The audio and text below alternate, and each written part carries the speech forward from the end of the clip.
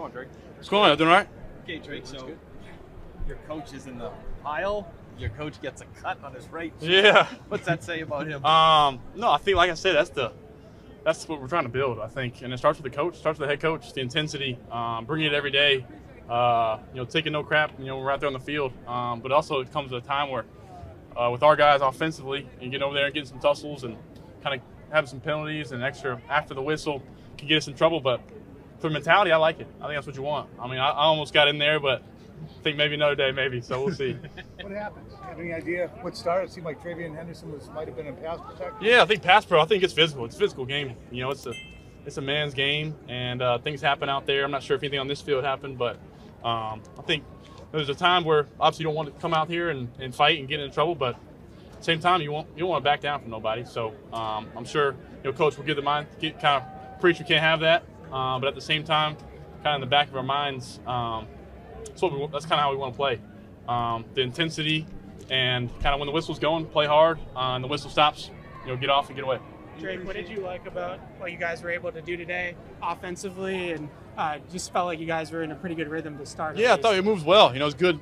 Playing against another team, having all our guys out there and kind of getting the rhythm, build some plays together and move the ball. I thought we did some good things offensively and wish we would have ended it better.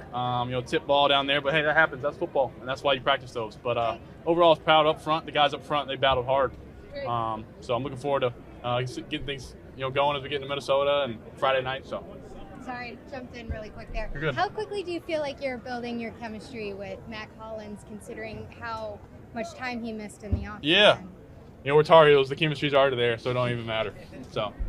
Drake, with the tip ball, was it an eyes thing or just kind of a bang? Yeah, it's a good play for Bobby. I think I could have looked him a different way, and he barely got a hand out. I tried to throw it with some speed down there in the red zone to hopefully not have tip balls, but a good play by him. Unfortunate, but I think it was a good play. I think reading the eyes. Drake, do you look forward to playing in a preseason game? Yeah, I think preseason's a time to go out there and get the jitters, and real life when I'm live, it's different for me being able to get tackled and get hit. So it's good to go out there and kind of feel like live bullets are flying around and kind of not have that the first snap of the season. Did you have jitters, anticipation coming out here today? Yeah, goals. Anytime, any practice, any team period really. You get kind of the jitters of wanting to do things right and make good plays, and at the same time it kind of balances out with the confidence in myself and the confidence in the guys around me. So that's what is what makes the sport special. Do you feel like you're leaving the field today and saying, all right, that went fine? Yeah, it looked like some football out there against a different team, and felt good to kind of get our operation done against somebody else, and we did some no huddle that I thought went well. So it was good for us to learn from it, watch it, and kind of just build off it. Drake, so you and Jaden, what you've been doing, what Josh has been teaching, the new offense, and kind of see it against another team. Yeah, exactly. Was it kind of positive affirmation to you guys? Definitely think positive when you're moving the ball, and feel like you had some good plays. It's positive, and come out here not like you didn't execute and didn't move the ball well. So it's always positive. You and Jaden, obviously, same draft class. Only one pick separates you two guys. You're probably going to be compared for the large part of your careers. No doubt.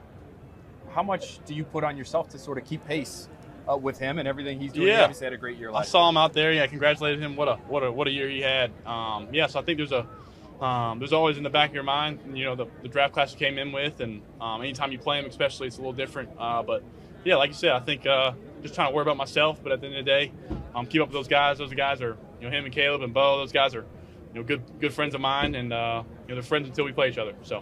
Drake, how much do you appreciate Travion's approach to pass pro? Yeah. Seems like he takes it real serious. I think you saw it in college. I think it speaks for itself, and I think coming here in the NFL, when you've got Bobby Wagner coming in the A gap, it's a little different, and I got full confidence in him. You had the completion of Kayshawn Boutte contested in the end zone. Yeah. How much confidence do you have in Kayshawn when you're throwing those contested balls? Yeah, coach keeps saying you do the right thing, keep doing it over and over, and you're willing to block in the run game, and I can trust you. You're going to be out there, and I think there's a bunch of guys that are making things like that happen. Pop's doing a great job, and different guys in the room. So it's comforting knowing that you're going to be in the right spot, and it's my job to give him a chance. What was it like having Steph out there for some? Yeah, it was good to get him in there at the end. I think anytime you kind of get him in the lineup, it adds a different kind of swagger in the huddle. So. How excited are you with Pop Douglas in this offense to what you can potentially do? I mean, Pop. I think he's tough to guard. Like I said, I think you see it on little crossing routes and little quick moves when he's meeting a defender, face to face. So I think kind of all year. It's going to be our job to try to get him open in space and let him run the football. Drake, I what you did today, granted seeing a different team. What's your thought process about the growth of your offensive line? Yeah, shoot, those guys are battling. Credit to those guys. We got some rookies in there. We got some veteran Garrett and Big Mo's coming back. So credit to those guys. Big Mike, I mean, good gosh, he shows up every day, doesn't complain, always in a good mood. And I think just credit those guys for starting to build a front. And we got some guys coming in there that are kind of earning a role and kind of being the guys that dress on game day. Drake, did you happen to see Vrabel bleeding? Yeah, I saw it. Yeah, somebody would say it was like the Trump gunshot wound. So I was laughing at that. But no, I think too, you saw he was breaking down the huddle, and I'm not even sure what happened when it happened. But he said, "Don't worry about it. We'll see it on film." So we'll see something. You can break it down. Yeah, Breakdown. exactly. Drake, it seems like you've done a really good job avoiding bad looks as a passer this season. I'm wondering how much of that is just your own maturation and how much of that is working with Josh McDaniels? Yeah, I think it's built within the offense, but also at the same time, we always talk about in the quarterback room, do we have a good play or do we have a bad look? And there's some times out there where I felt like we had a bad look, and I'm just trying to get to a better play. Drake, I know you're a UNC guy, but Jason Tatum. Yeah, I know. I don't usually see those guys around here too much. What was it like to? Yeah, shoot, no, he's a Duke guy, but what he's done for Boston, and obviously I told him what a heartbreak what happened with him. I'm looking forward to seeing him come back. And it's a funny story. My brother's here. My oldest brother Luke, his first start was in Cameron against Duke, and he was guarding Jason in his first start. So it's pretty cool. Do you still compare yourself to Jason as a basketball player? You said that your rookie year. Like I said, it'd be way off brand, but he's got probably a way bigger bag than I do. So no, but sweet. Thank you guys. How are you? Yeah. Good. Hi, Karen. Mike, first joint practice. Is there anything you're looking for outside of what you typically look for in a regular practice, or what's the game? What's the goal for you? Well, the goal is just to be able to put the identity out on the field against another team, to put the fundamentals that we've put out there, the installation, to be able to do it against another defense, to be able to adjust to different play styles of players that maybe are, maybe are longer or quicker or, stronger, just the different play styles of each player throughout this league. Work with a team that we have a lot of respect for, a team that was very good and played their best football late in the season, which is why they had an opportunity late in the season in the tournament. A lot of respect for DQ and his coaching staff, so it just is a good fit. Mike, how do you use for today and Friday to get what you want to see? How do I use what? I'm sorry. Today and Friday, the game and joint practice. Yeah, the game is an extension of practice. The first preseason game is, we're gonna play. We're practice today. We got some situations, and then, tomorrow will be the day before. But Friday will be an extension of a work. It'll be a game. Give us an opportunity to go out there, but still just looking at it as a practice opportunity to continue to work and get guys the reps that we think that they're going to need for the season. Mike, what's the game plan for the starters, specifically Drake, come Friday night? Again, focused on today, and they'll get a lot of reps today, different situations. And again, I would say most everybody that's healthy should expect to play in the game. How long they'll play, I don't know, but we have to prepare to play in football games and prepare to win football games. So that's the mentality that we're going to take. Mike, what have you learned about Travion so far? Dozen or so practices in. I mean, he seems to be a quick learner, and if there's something that happens in protection, he rarely makes the same mistake twice. He's a great teammate. You see him playing with effort when he doesn't have the ball in his hand, and he's been able to do some things in the run game, and learns quickly to be able to move him around in different positions offensively. Like Morgan Moses, I didn't see him out there yesterday, kind of left practice earlier the day before. Is that easing him back in still, or is that something new he's dealing with? Probably a combination of both, and just want to be smart and make sure that everybody's plan is the best one for them to be prepared for the season. So Morgan will do a little bit today, won't do much, and then we'll see where he is at the next opportunity, which would be Friday. You mentioned the respect for DQ. He did it last year, first year with a team. What's the biggest challenge for a coach in his first season with a team? Just putting a lot of different people together. figuring out who the core players are, the ones that you want to bring in, the coaching staff, the organizationally, the support staffs, to get it to where you want it and you feel comfortable about it. And that's what he did. He did an excellent job of, and we're hoping to do the same thing. Mike, I've heard some NFL coaches say that they get more out of joint practices than they do in the preseason games. What's your thought process on that? I think that they're important. I think that, they may not be live, but I think that there's still great tempo, there's great speed, the competitiveness.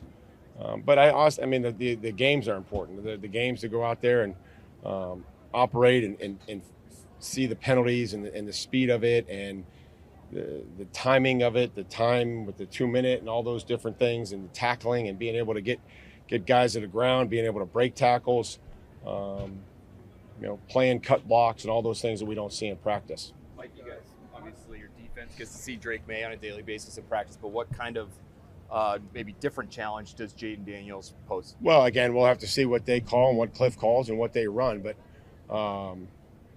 he's talented, makes great decisions, but also very fast. And while he scrambles and he can run with the football, rarely takes a big hit, which is very impressive for any player, especially a quarterback. And he's not the biggest guy, but you just don't see him taking too many hits when he runs.